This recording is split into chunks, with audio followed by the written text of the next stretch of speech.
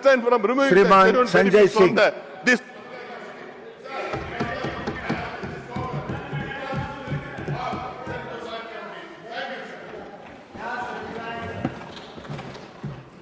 धन्यवाद मान्यवर, आपने इस महत्वपूर्ण बिल पे मुझे अपनी बात कहने का मौका दिया। मान्यवर,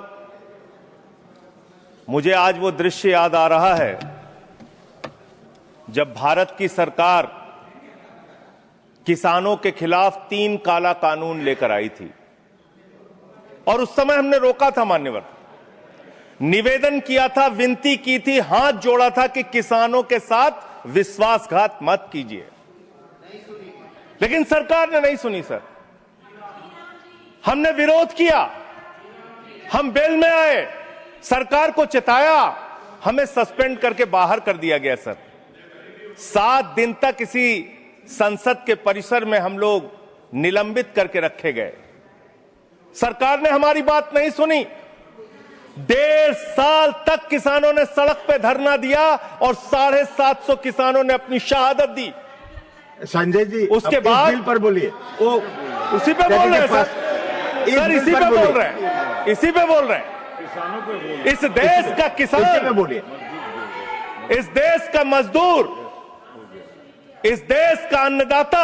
सर, आपका चेहरा आ रहा है, मेरा भाषण मेरा चल रहा है, चेहरा आपका आ रहा है। आपका इस देश का किसान, आपका आ रहा है, आपका आता है। इस देश का मजदूर, इस देश के करोड़ों लोग सड़कों पर उतरे, उनको खालिस्तानी कहा गया, पाकिस्तानी कहा गया, गोलियां चलाई गई, लाठियां चलाई गई, बड़े बड़े कील गाड़ दिए गए सड़कों पे।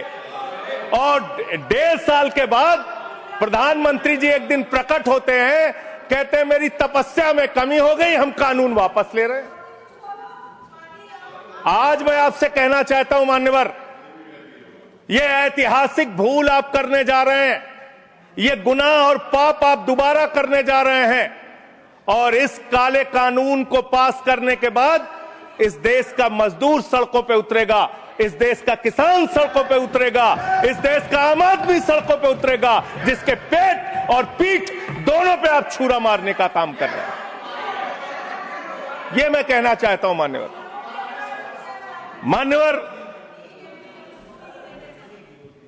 मान्यवर, यह बिल किस मंशा और उद्देश्य के तहत लाया गया है? इस बिल को आपने कह दिया जी राम जी बिल है, जी राम जी बिल है। भगवान श्री राम का नाम लेके कितना गुनाह आप अपना छिपाना चाहते हैं, कितना गुनाह छिपाना चाहते हैं? राष्ट्रपिता महात्मा गांधी से आपको क्या समस्या है मान्यवर? अरे वो राष्ट्रपिता महात्मा गांधी इतने महान है, इतने महान है, इतने महान है कि दुनिया के 80 देशों में उनकी प्रतिमा लगी हुई है मान्यवर, 80 देशों में। और जब G20 का सम्मेलन हुआ, दुनिया के तमाम राष्ट्राध्यक्ष आए, दुनिया के तमाम प्रधानमंत्री और राष्ट्रपति आए, तो भारत के प्रधानमंत्री को मजबूर होकर उसी राजघाट पर महात्मा गांधी के सामने सर झुकाना पड़ा। वो गोलवरकर की समाधि पे नहीं गए, गांधी की समाधि पे गए। वो गोडसे की समाधि पे नहीं गए, गांधी की समाधि पे गए। मान्यवर, राष्ट्रपिता महात्मा गांधी जो राम राज्य की कल्पना करते थे, राष्ट्रपिता महात्मा गांधी जो रघुपति राघव राजा राम का पाठ करते थे, राष्ट्रपिता महात्मा गांधी जो भगवान श्री राम के सच्चे भक्त थे। और याद रखिएगा मान्यवर, इस सरकार को आपके माध्यम से कहना चाहता हूं, भगवान को अपने भक्त से बहुत प्यार होता है। आज भगवान श्री राम आपको श्राप दे रहे होंगे कि तुम हमारे भक्त को अपमानित कर रहे हो, तुम अपने भक्त को, तुम हमारे भक्त को अपमानित कर रहे हो। भगवान श्री राम आपको जरूर श्राप दे रहे होंगे मान्यवर, मैं शिवराज सिंह जी चौहान कृषि मंत्री जी को अटल जी के एक घटना से याद दिलाना चाहता हूं, राम के नाम का महत्व।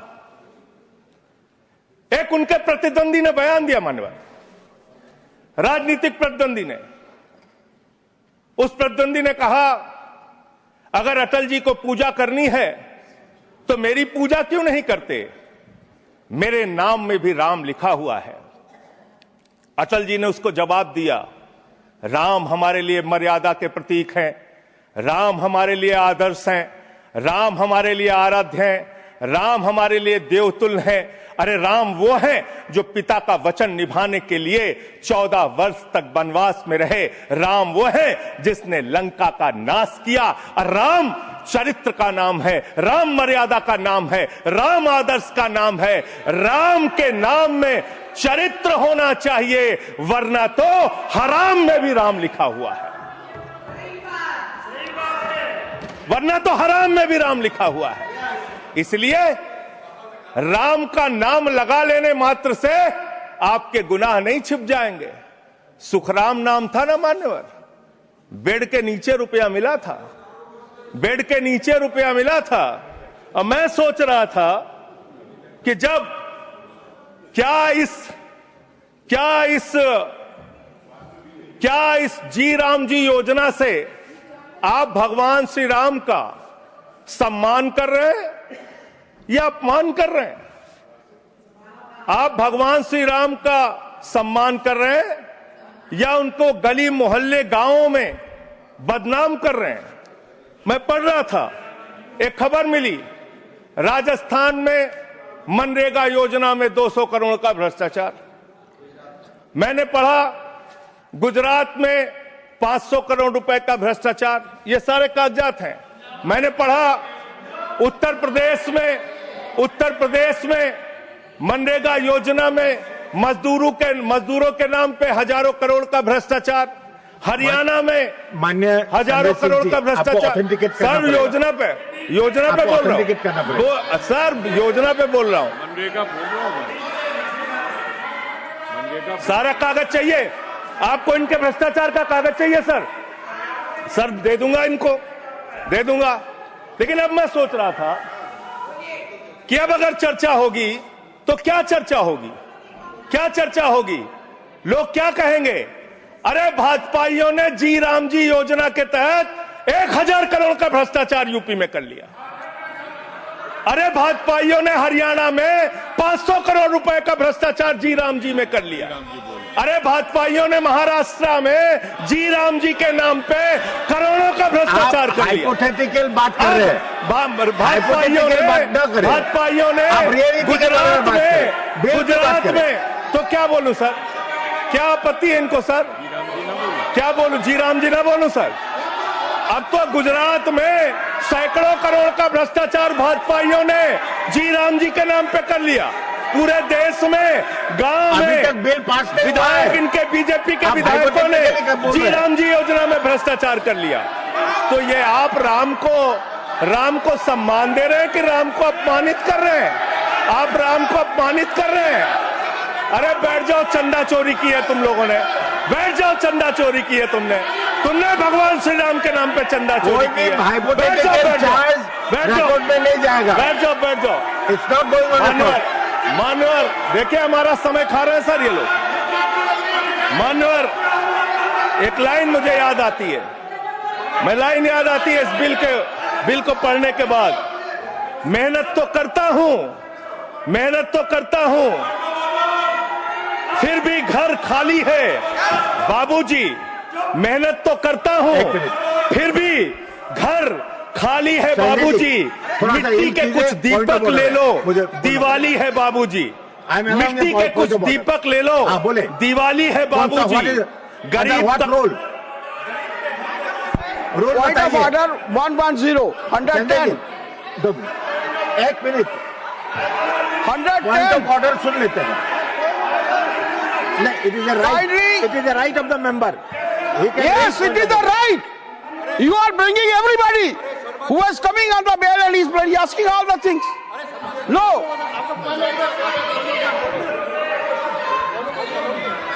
आप अंडर व्हाट रूल? अगर बिल के साथ या बिल से रिलेटेड नहीं है वो रिकॉर्ड में नहीं जाएगा। मैं यही कहना चाहता हूं, kindly refer the scope of the debate. He is He is crossing, Honorable Vice Chairman Sahab, he is crossing all the limits. There is no mention. Either he should speak against the bill or in favor of the bill. मान्यवर बैठिए. Either he should speak in favor of the bill or he should speak against the bill. He is not speaking against the bill. He is speaking against the Ram. How you can expect me that will agree to it? Role बताइए, role.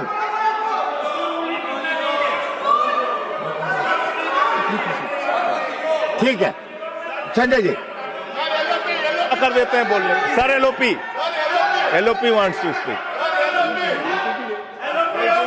जब आपने उनको allow किया, LOP को करिए. आपका समय कम है, उनको अलाउ. आपका समय से जाएगा है? आपका समय जो से सर उनका हमारे में से आपका समय पॉज कीजिए. सर पॉज कीजिए. You asked me to stand. अभी नहीं, पॉइंट ऑफ ऑर्डर मैंने सुन लिया. देखिए, मैंने सुन लिया. नो हाँ, वो देखिए, जो हाइपोथेटिकल बात है वो रिकॉर्ड में नहीं जाएगा. मैंने ऑलरेडी रूलिंग दे चुका है. बताइए. डिप्टी चेयरमैन साहब, आप बड़े सीनियर लीडर है और आप ये सब प्रोसीजर तो आपको मालूम है, फिर बताने की जरूरत नहीं है. लेकिन मैं आपसे विनती करता हूं कि जब वो खामोशी से बात कर रहे हैं और क्या मार रहे हैं क्या? देखिए, वो खामोशी से बात कर रहे हैं. सुनिए. आपको अगर जचता नहीं, अगर आपको ये पसंद नहीं है तो आप उसका उत्तर बाद में दीजिए. पहले सुनिए उनका जो कहना चाहते हैं. हाँ, बोले. और उदाहरण के तौर पर अब उनको सारी चीजें वो उदाहरण के तौर पर बोल रहे हैं और कागज सामने रख के बोल रहे हैं. इसीलिए आप उनको परमिट देना, कहना जरा खामोश बैठ. धन्यवाद. मान्यवर मैं भाजपाइयों के लिए, भाजपाई मित्रों के लिए एक गाना गाना चाहता हूं कि देखो ऐ दीवानो ऐसा काम ना करो, राम का नाम बदनाम ना करो. राम का नाम बदनाम ना करो. इस जी राम जी योजना के नाम पे पूरे देश में आप लोगों का जो भ्रष्टाचार है, हम नहीं चाहते कि वो हमारे आराध्य भगवान श्री राम के साथ जुड़े. आप वो भ्रष्टाचार, वो चोरी, वो सारे कुछ लूटखोरी वो जोड़ना चाहते, कमीशन खोरी राम जी के नाम से जोड़ना चाहते हैं. लेकिन मैं क्या करूं मान्यवर, मैं तो कह रहा हूं, आप फिर आ गए मान्यवर. हम लोगों को हाँ तो मान्यवर हम तो कह रहे हैं देखो ए दीवानो ऐसा काम ना करो, राम का नाम बदनाम ना करो. लेकिन हमारे भाजपाई मित्र कह रहे हैं राम राम जपना पराया माल अपना. राम राम जपना पराया माल अपना. इनका ध्यान लूटखोरी और भ्रष्टाचार में लगा हुआ है. इस कानून में क्या लिखा हुआ है मान्यवर? इस कानून में लिखा हुआ है मान्यवर, इसमें लिखा हुआ है कि 40% हिस्सा राज्य सरकारें देंगी, 60% हिस्सा केंद्र सरकार देगी. पहले 90% हिस्सा केंद्र सरकार देती थी, 10% हिस्सा राज्य सरकारें देती थी. आज तो ज्यादातर राज्य सरकारें आपकी नीतियों की बदौलत, आप जीएसटी का पैसा खाते हैं, राज्यों के टैक्स का पैसा खाते हैं. आपने राज्यों को खोखला कर दिया, आपने राज्यों को कर्ज में डुबा दिया. अब आप कह रहे हैं राज्य सरकारें इसमें पैसा लगाएंगी. यानी आप इस योजना को मारना चाहते हैं, आप इस देश के मजदूरों का हक मारना चाहते हैं, इस योजना को पूरी तरीके से खत्म और समाप्त करना चाहते हैं. इस मंशा से आप इस योजना को लेके आए हैं. क्योंकि राज्यों के ऊपर आज जो कर्जा है वो मैं पढ़ के आपके सामने सुनाना चाहता हूं. तमिलनाडु 8,34,000 करोड़ रुपए, उत्तर प्रदेश 7,69,000 करोड़ रुपए, महाराष्ट्र 7,22,000 करोड़ रुपए, पश्चिम बंगाल 6,58,000 करोड़ रुपए, कर्नाटक 5,57,000 करोड़ रुपए, राजस्थान 5,62,000 करोड़ रुपए, आंध्र प्रदेश 4,85,000 करोड़ रुपए, गुजरात 4,67,000 करोड़ रुपए, केरल 4,29,000 करोड़ रुपए, मध्य प्रदेश 4,18,000 करोड़ रुपए, तेलंगाना 3,89,000 करोड़ रुपए, बिहार 3,19,000 करोड़ रुपए. ये कर्जे में डूबे हुए राज्यों से आप ये कह रहे हैं कि 40% पैसा लगाओ, यानी कि सर आप ये हम बोल रहे हैं, कौन बोल रहा है सर? ये क्या हो रहा है? मैं आपसे पूछना चाहता हूं, राज्य जो कर्जे में डूबे हुए हैं, जो आप बोल रहे हैं वही रिकॉर्ड में जा रहा है।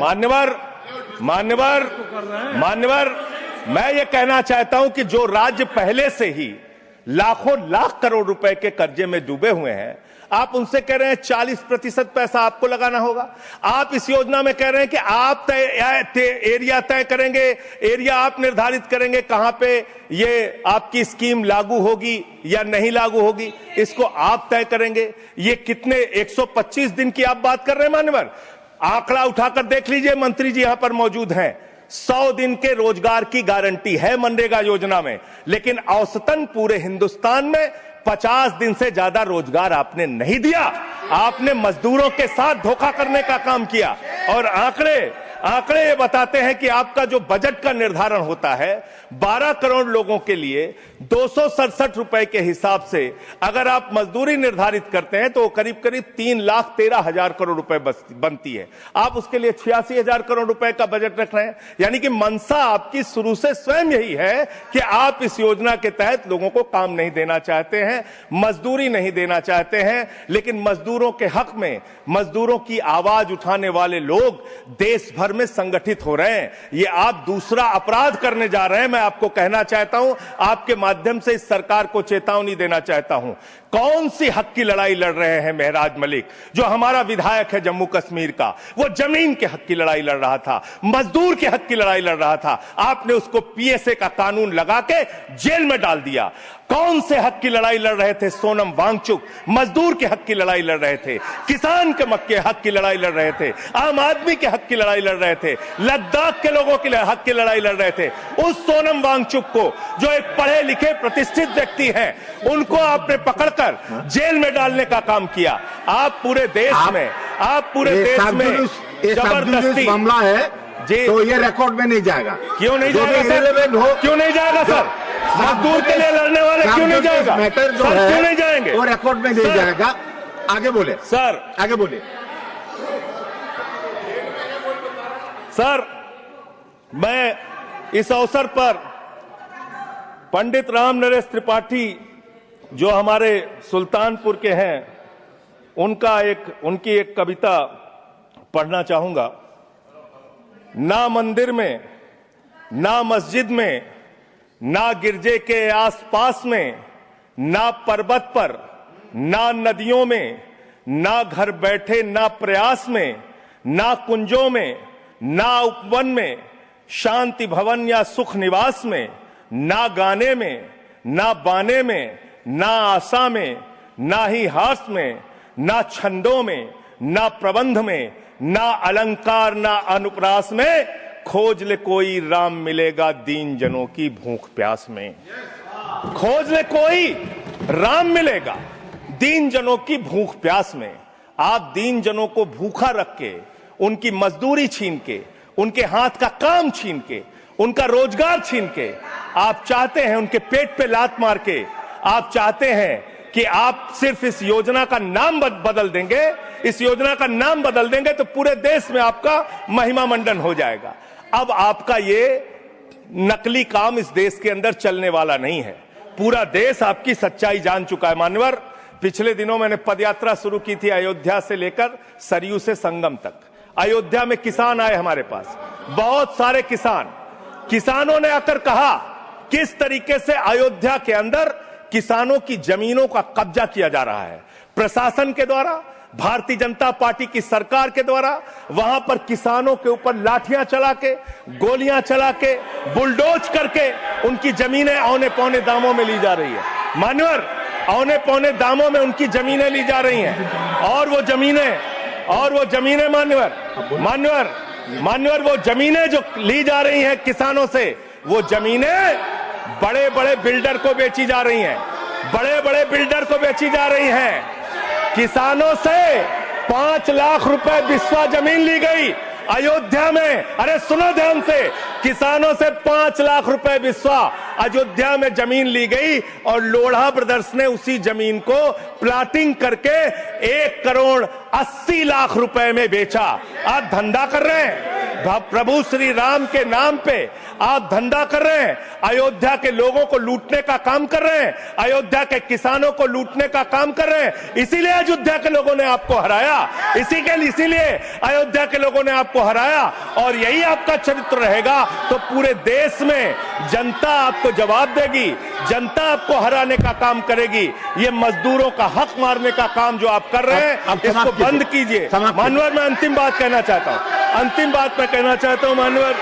मानवर बोले, जब ये मनरेगा योजना लाई गई, जब ये मनरेगा योजना लाई गई तो इस बिल को अस्थायी समिति में भेजा गया था। आज जब आप नई योजना लेकर आ रहे हैं, इसको अस्थायी समिति में आपने क्यों नहीं भेजा? क्या आप छिपाना चाहते हैं? क्या आपकी मंशा है? ये आप बताइए। और अंत में इन्हीं लाइनों के साथ कि हम मेहनत कश इस दुनिया से जब अपना हिस्सा मांगेंगे, एक बाग नहीं, एक खेत नहीं, हम सारी दुनिया मांगेंगे, हम सारी दुनिया मांगेंगे। इस देश का मजदूर आपके खिलाफ खड़ा होगा, अपनी आवाज को बुलंद करेगा। इंकलाब जिंदाबाद, इंकलाब जिंदाबाद, वंदे मातरम, वंदे मातरम, जय श्री राम, जय श्री राम, जय श्री राम।